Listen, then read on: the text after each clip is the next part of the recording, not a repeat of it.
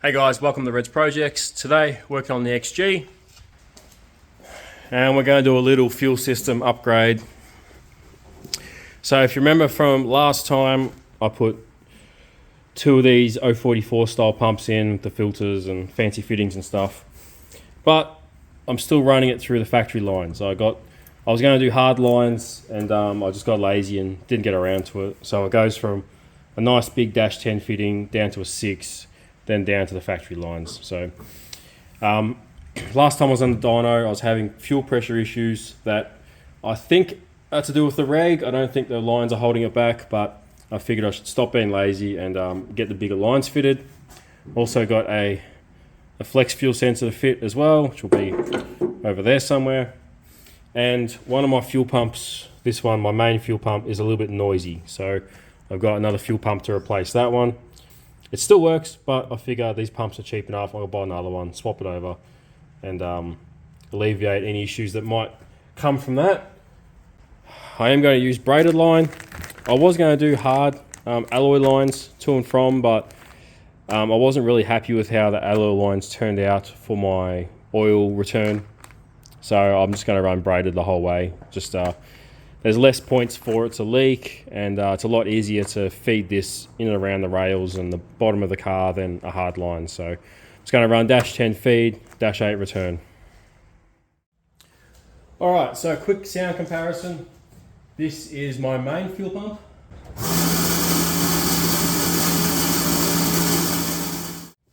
And this is my second fuel pump.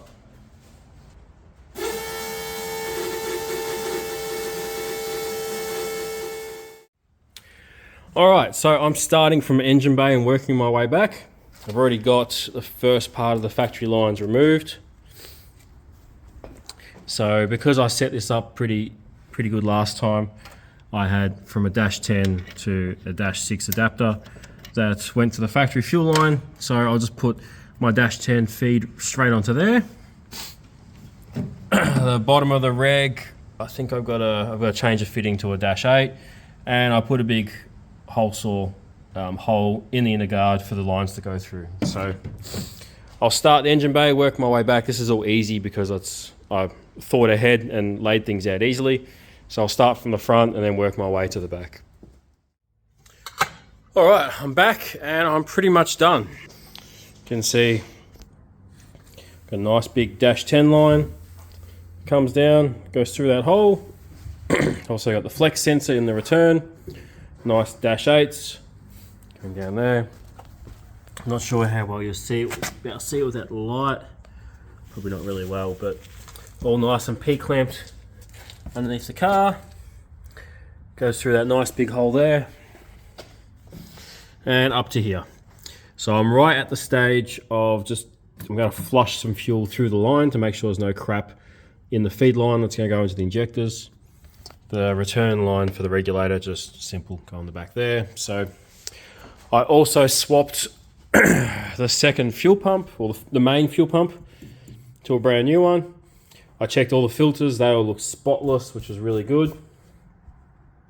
So I'm curious to see if this pump is as noisy as the other one was. And I've got all the stock lines on the ground over here.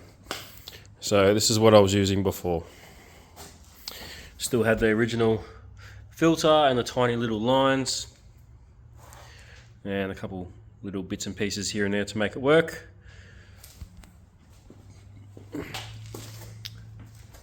So yeah, we'll pump some fuel through the feed line, clean all that out, then hook that up and see what our fuel pressure is doing.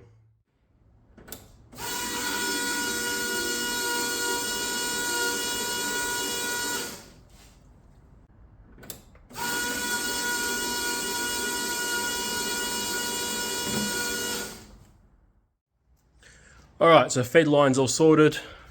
Going to do the same for the return. Going to let it fill the rails up and fill the return line up, and just any crap that might be in it can go into the container instead of going back into the tank.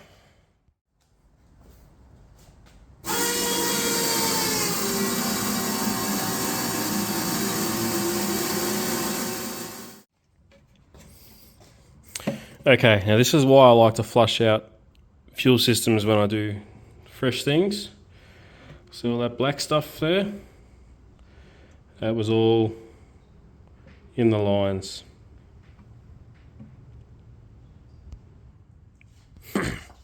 So most of the time your fuel system's going to be the dirtiest when you put it together because of outside contaminants and just the process of making lines and stuff. You end up with crap in them. So it's always good to flush out whatever's in it so it doesn't get into your injectors or into your pumps. All right, I'm pretty much done out here for tonight. All the lines are back on, everything's neat and tidy. There's no leaks or anything. We'll do some testing tomorrow and see how that goes. All right, so it's the next day and I just want to test my fuel reg. As you see, I've got this guy, which I can give it a pressure or a vacuum to the regulator. I've got a laptop set up here, so I got to set the fuel pump up, or bridge the fuel pump so it'll just pump, and then we're going to have a play with this and see if fuel pressure does what it should do. Okay, so fuel pump's running, fuel pressure is 49, I'm going to bump that up because I want to run 60 psi.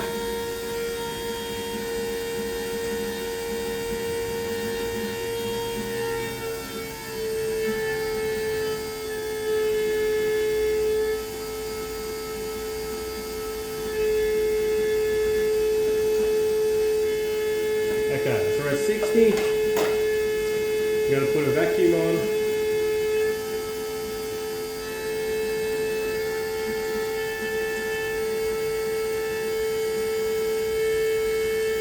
It's actually leaking a little bit. The pressure's not holding. That's about 12 inches. It didn't really drop that much. Okay, now I'm going to add some pressure.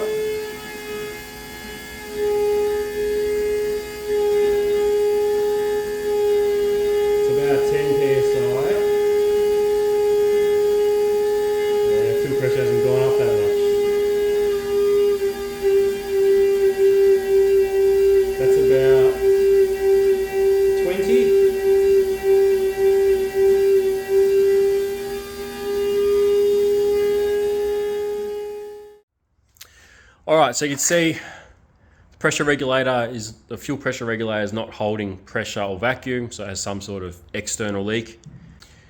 So that's not ideal. With the base pressure set at 60, it didn't seem to want to raise the fuel pressure like it should. Off camera, I did set the base pressure to 43 psi, which is what a lot of Japanese cars have fuel pressure set to.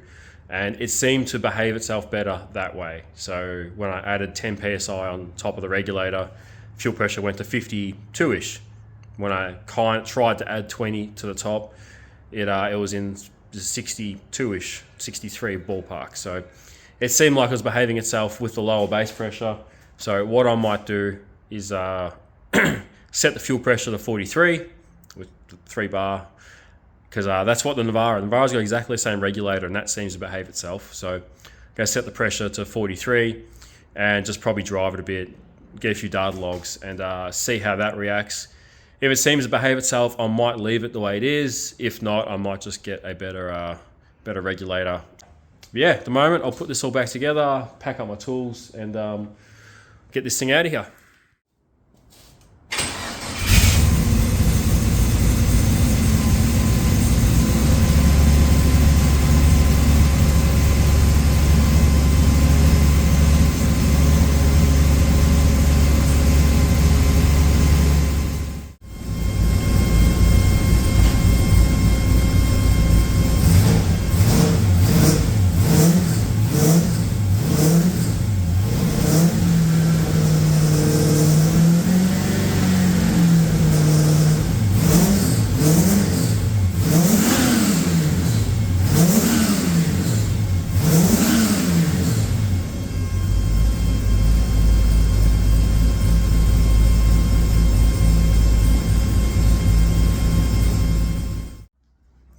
All right, so I'm pretty happy with how things went today.